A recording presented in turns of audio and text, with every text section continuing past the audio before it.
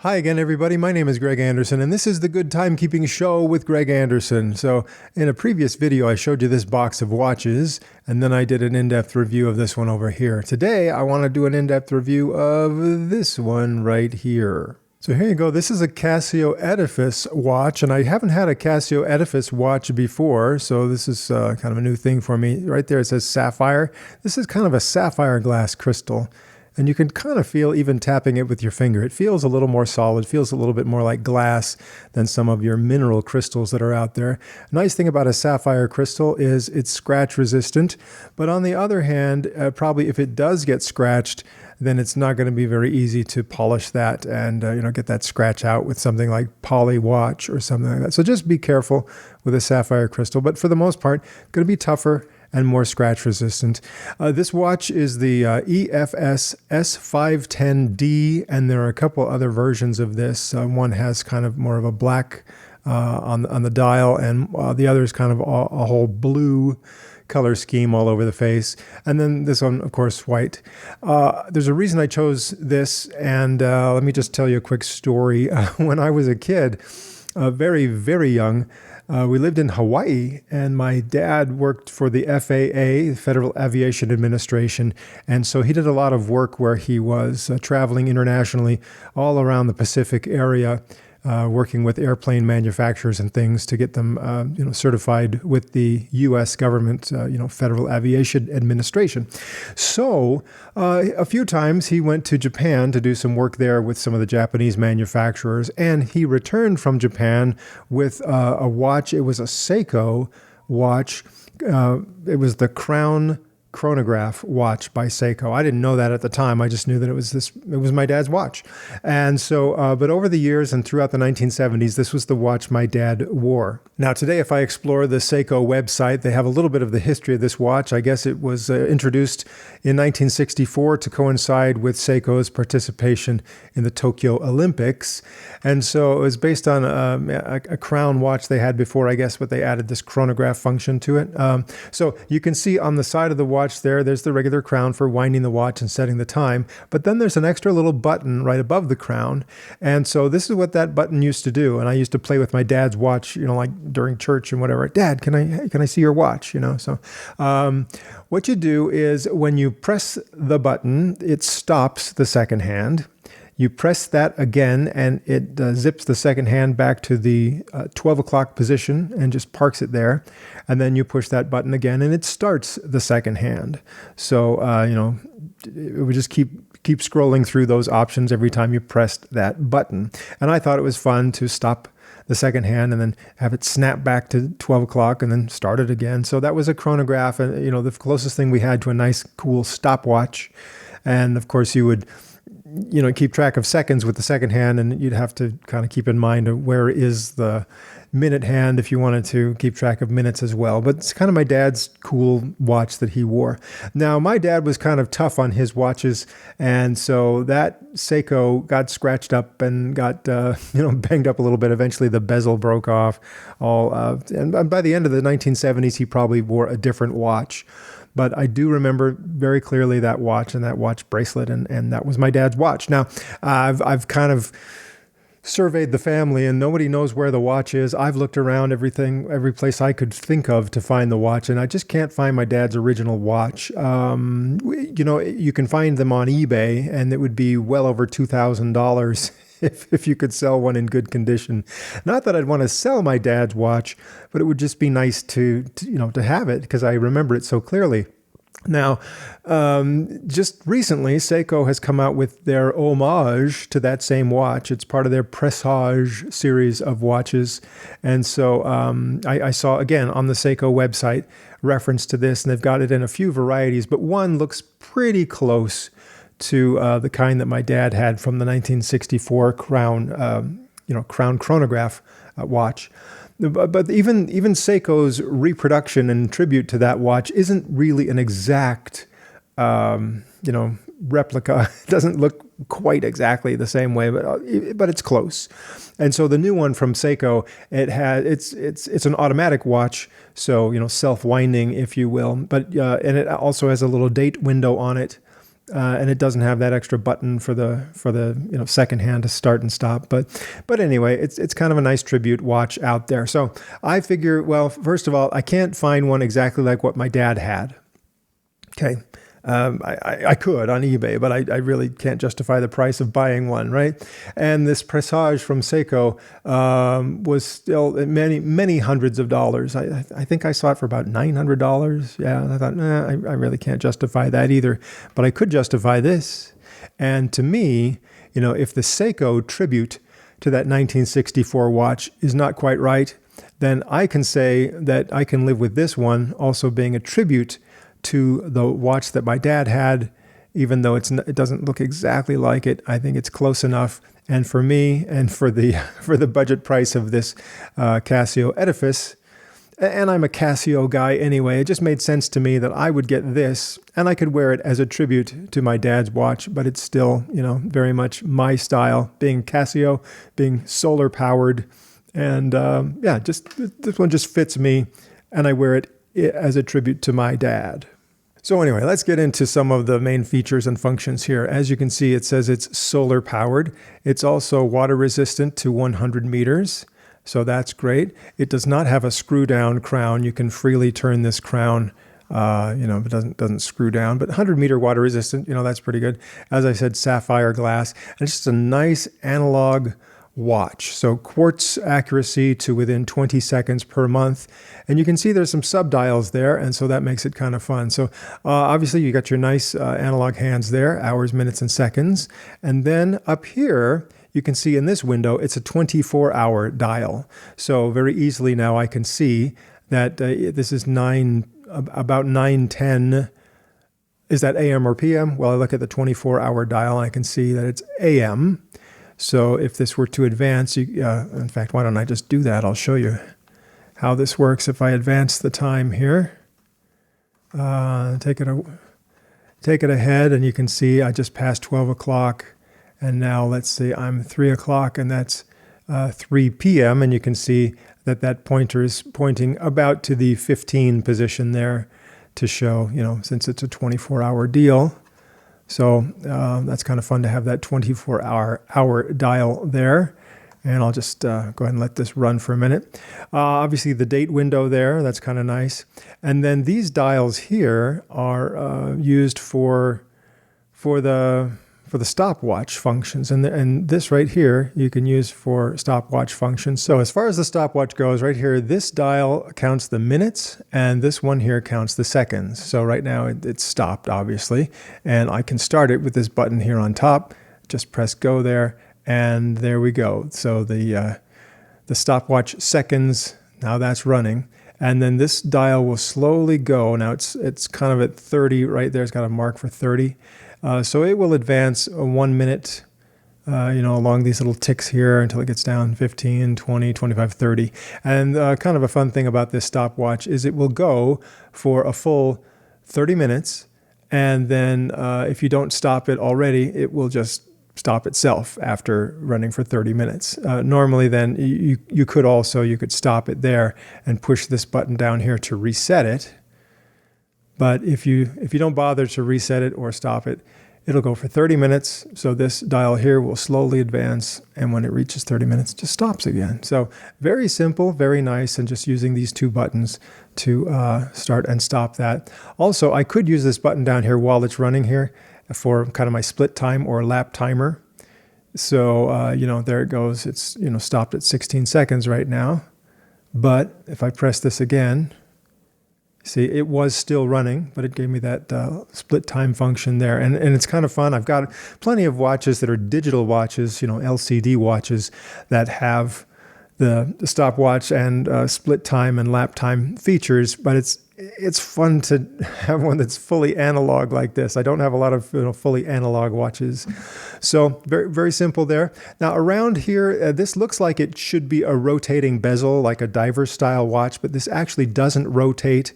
And you'll notice the markings on there for 5, 10, 15, 20. So those are just minute markers.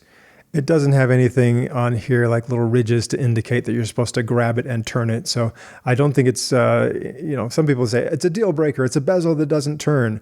I don't think it was ever meant to turn, and I don't think they're being deceptive about it by making it look like it should turn. So that's just, decoration there. And the thing I like about it, of course, is that it mimics the style of my dad's watch by having this white face and this very dark bezel around it. So I like that style, of course. Now, when it comes to setting the watch, obviously, now right here, there's the date window, of course. And if I want to change the date without affecting the time there, then I just pull it out one click. Gotta be careful there. And now, if I turn this, I guess I turn it towards myself counterclockwise. Okay.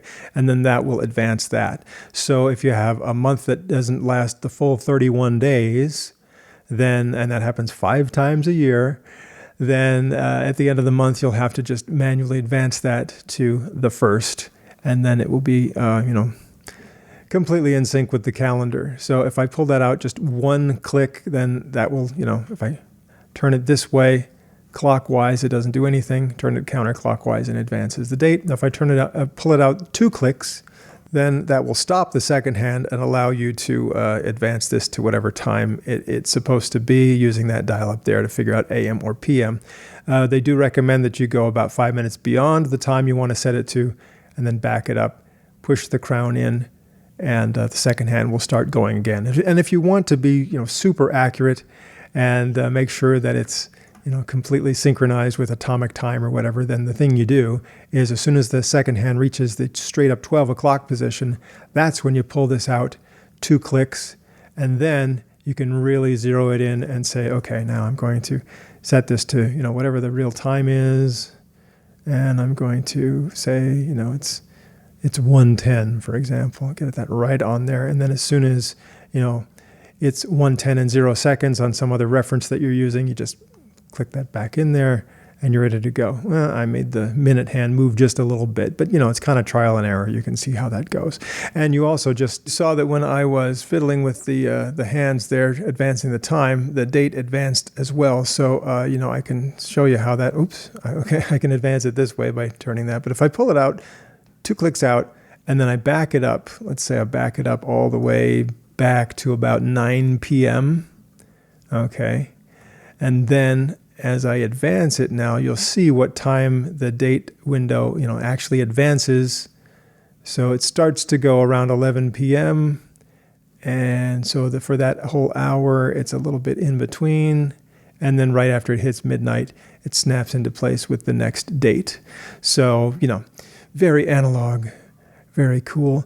There's one more thing on here that I didn't show you yet, and that's there is a way to check the power on the battery. Again, since you're relying on solar power to charge this up using the solar cell that's built into the face, you're going to want to make sure that you expose this watch to normal everyday lighting conditions on a regular basis. So if you're not wearing it, don't just leave it stuck in a drawer where it gets no light at all. That's not good for the power source. So, leave it on a dresser, leave it somewhere where it gets some light. And when you first get it, if the battery is low, you may want to leave it in a window where it gets some pretty good sunlight for a few hours to really charge it up. You don't want it to get too hot, so don't leave it like in a car with the windows rolled up where it's going to just bake the thing. No, leave it in a nice, comfortable area near a window and give it just a good exposure to light, and then it'll stay well charged after that. But let me just show you here.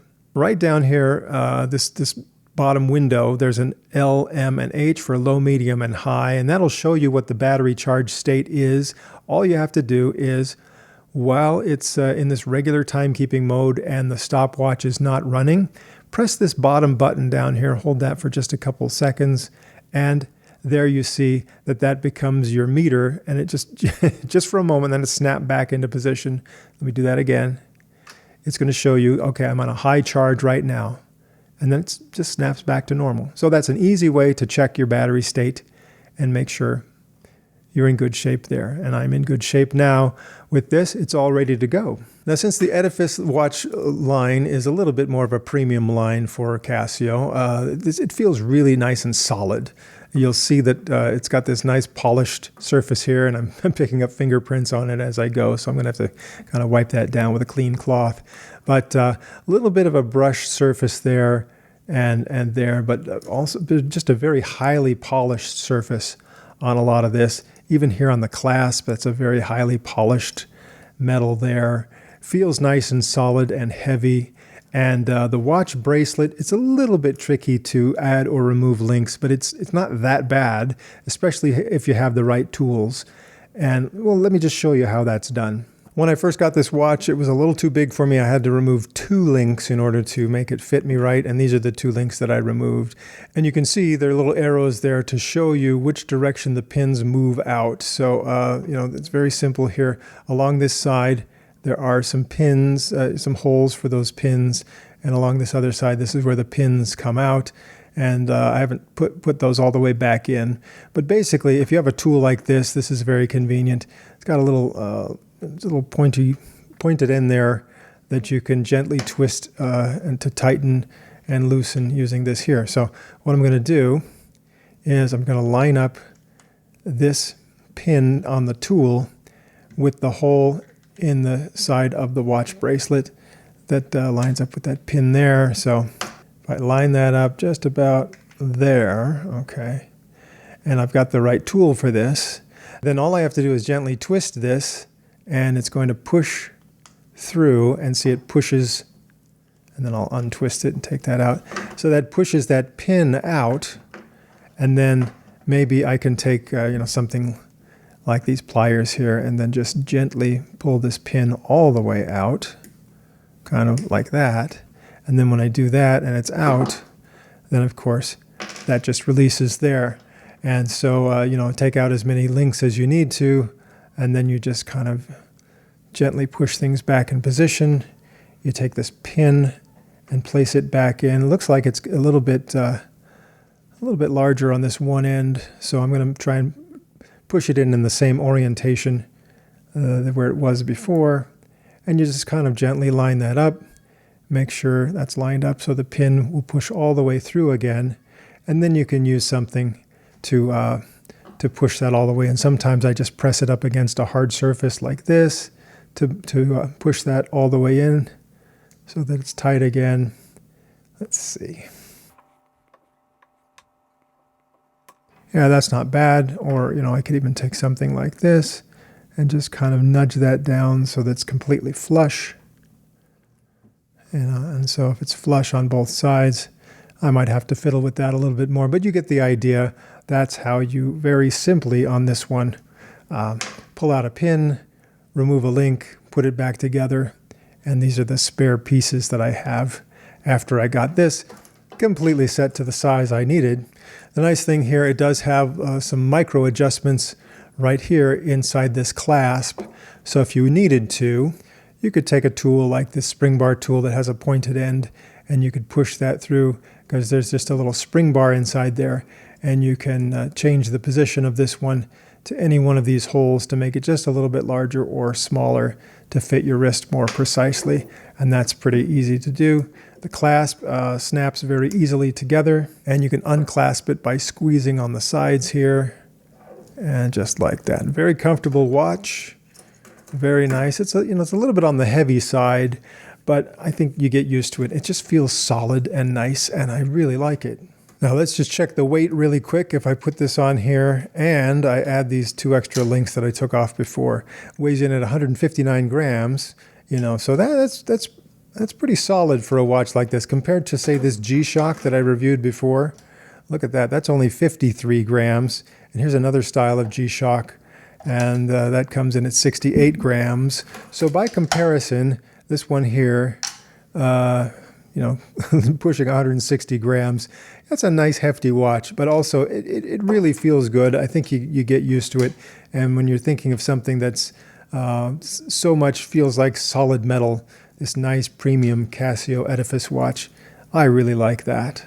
Let's just quickly look at the lume on this one. This is not a perfect representation by any means, but you can see, you know, even in these lighting conditions, it looks like a nice bright lume there. Like with most Casio watches, it tends to go dim rather quickly, but still, I like the fact that you know, there's just a lot of material on there, lots of big segments for the lume, and that looks kind of nice. So anyway, bottom line on this one, I got a pretty good deal on this one. I went to nywatchstore.com and it was about $110 for this, plus a little bit more for shipping. Different color they had for about $120. And also, you know, if you look on eBay, you know, look around, you can find the different versions of this. Probably you could find them somewhere between $125 and $150. So not a bad deal. Other places maybe would go above $150, maybe even up to like $170 for this kind of watch. So just shop around. You can find a good deal. And again, you can get the different colors if you want to. Solar powered, sapphire crystal, solid Edifice analog watch. And I've really enjoyed this one. Not even beyond the fact that it just reminds me of my dad's watch, and that was always a fun memory. All right, so that's all for now. I got more watch reviews coming, obviously, and some more thoughts about timekeeping in general, so please stay tuned for more episodes of The Good Timekeeping Show.